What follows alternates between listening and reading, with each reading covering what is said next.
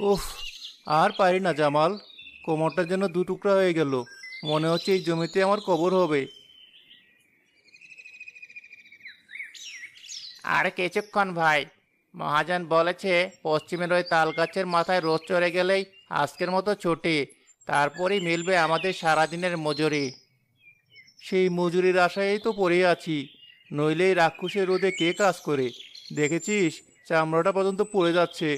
মনে হচ্ছে যেন কেউ গরম লোহা দিয়ে চেক দিচ্ছে। পেটের আগুন নেভাতে হলে এই আগুনের সাথেই লড়াই করতে হবে ভাই। আমার ছেলেটার মুখটা যখনই মনে পড়ে সব কষ্ট ভুলে যায়। আজ টাকাটা পেলে ওর জন্য বাজার থেকে একটা লজেন্স কিনে নিয়ে যাব। আর আমার মেয়েটা, সে তো সেই সকাল থেকেই বলে রেখেছে, বাবা, আমার জন্য আলুর চপ নিয়ে আসবে। ওর মায়ের আবার আবদার, আজ রাতে একটু ভালো মন্দ খেতে চায়। রোজ রোজ নুন ভাত আর ভালো লাগে না। ভাবির কথা ঠিকই। আমরা তো বাইরে কত কি দেখি, কিন্তু ওরা তো ওই চার দেয়ালের মধ্যেই বন্দি থাকে। ওদেরও তো একটু স্বাদ আহ্লাদ করতে ইচ্ছে করে। ঠিক তাই। চল, আর কথা না বাড়িয়ে কাজটা শেষ করি।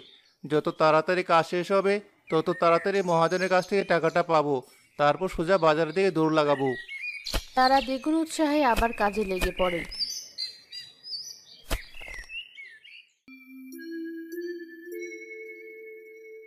ওরে জামাল, কামাল, আজকের মতো কাজ শেষ। এদিকে আয়, তোদের পাওনা বুঝে নে। তারা দ্রুত পায়ে এগিয়ে গিয়ে ক্ষেতের পাশের পুকুরে হাত পা ধুয়ে মহাজনের সামনে গিয়ে দাঁড়ালো। এই নে, তোদের আজকের মজুরি 120 টাকা। দুজন 60 টাকা করে ভাগ করে নে। কাজে ফাঁকি দিসনি, তাই পুরো টাকাটাই দিলাম। আপনার অনেক মেহেরবানি মহাজন। সৃষ্টিকর্তা আপনার ভালো করুক। শোন, তোরা তো এখন বাজারের দিকেই যাবি, তাই না? জি মহাজন, ভাবছি ওদিক হয়ে বাড়ি ফিরবো। তাহলে তাড়াতাড়ি যা। আকাশটা ভালো করে দেখ। আমার মন বলছে আজ রাতে বড় ঝড় উঠবে।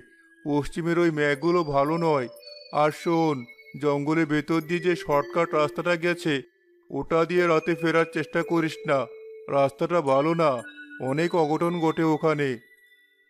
কেন মহাজন, কি হয় ওই রাস্তায়?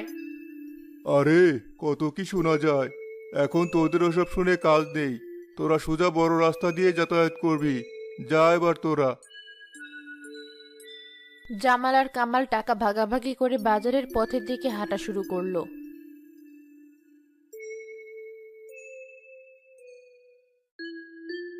চল ভাই, আগে মেয়ের জন্য আলুর চপ আর ছেলের জন্য লজেন্সটা কিনে নেই। তারপর বাকি টাকার হিসেব। আরে দাঁড়া, আজ আমার মাথায় অন্য পরিকল্পনা ঘুরছে। কি পরিকল্পনা? আজ আমরা বাড়িতে চাল ডাল নেব না। নেবে না মানে? তাহলে খাবে কি? আজ রাতে আমাদের দুজনের বাড়িতে উৎসব হবে। চল, আজ একটা আস্ত মোরগ কিনি। তোর ভাবি যা ঝাল ঝাল ঝোল রান্না করবে না, এক থালা ভাত নিমিষে শেষ হয়ে যাবে। মোরগ? কিন্তু মোরগ কিনলে তো অনেক টাকা বেরিয়ে যাবে। বাকি মাসটা চলবে কি করে? আরে, একদিনের জন্য ভাবিস না তো। রোজই তো আমরা হিসাব করে চলি। আজ নয় একটু বেহিসাবি হলাম। ছেলে মেয়েদের মুখের হাসিটার কথা তো একবার ভাব। ওরা যখন দেখবে আমরা মোরগ নিয়ে বাড়ি ফিরেছি, ওদের আনন্দটা একবার কল্পনা কর। ঠিক আছে, তুই যখন এত করে বলছিস, কিন্তু ভালো দেখে কিনতে হবে, যেন মাংসে ঠকে না যায়। সেবার তুই আমার উপর ছেড়ে দে। চল, ওই তো কাশেম চাচার মোরগের দোকান। ওর কাছে সেরা জিনিসটা পাওয়া যায়। কাশেম চাচা, ভালো দেখে একটা তাগড়া মোরগ দেখাম তো। একেবারে যাকে বলে লড়াই করা মোরগ। আহ, আহ, আহ, এসেছিস তাহলে? নে, এই লাল রঙের মোরগটা দেখ। একেবারে খাঁটি দেশি। 1.5 কেজির কম হবে না। তোদের বাবির হাতের রান্না খেলে এর স্বাদ মুখে লেগে থাকবে। কিন্তু তোমরা আর দেরি করো না।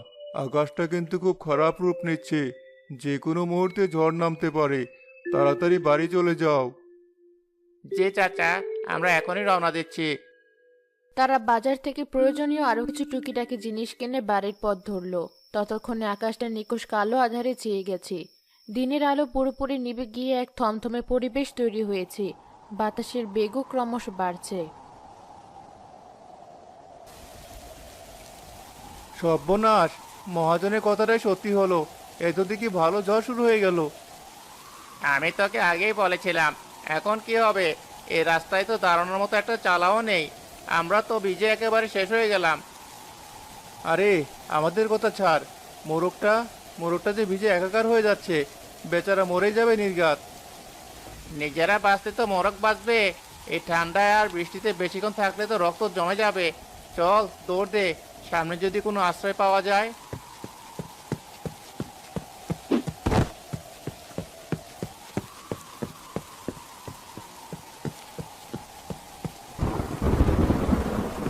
আর সেই আলোতেই জামাল দেখতে পেল দূরে একটা টিমটিমে আলো দুলতে দুলতে তাদের দিকে এগিয়ে আসছে।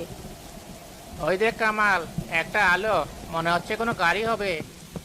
হ্যাঁ, একটা হারিকেনের আলো। আরে ওটা তো একটা গরুর গাড়ি। যাক, সৃষ্টিকর্তা আজ আমাদের বাঁচিয়ে দিল। চল গাড়িটাকে থামাই। দাঁড়াবি, মহাজন কিন্তু এই রাস্তাটা নিয়ে আমাদের সাবধান করেছিল। বলেছিল এই রাস্তায় নাকি অঘটন ঘটে। লোকটা কে, কি বৃত্তান্ত কিছুই তো আমরা জানি না। আরে এখন ওসব কুসংস্কার ভাবার সময় আছে? দেখছিস না কি অবস্থা? এই মুহূর্তে ওই গাড়িটাই আমাদের জন্য সৃষ্টিকর্তার রহমত। হয়তো আমাদের মধ্যে কোনো সাধারণ মানুষ বাড়ি ফিরছে। চল একবার অনুরোধ করে দেখতে, দোষ কি?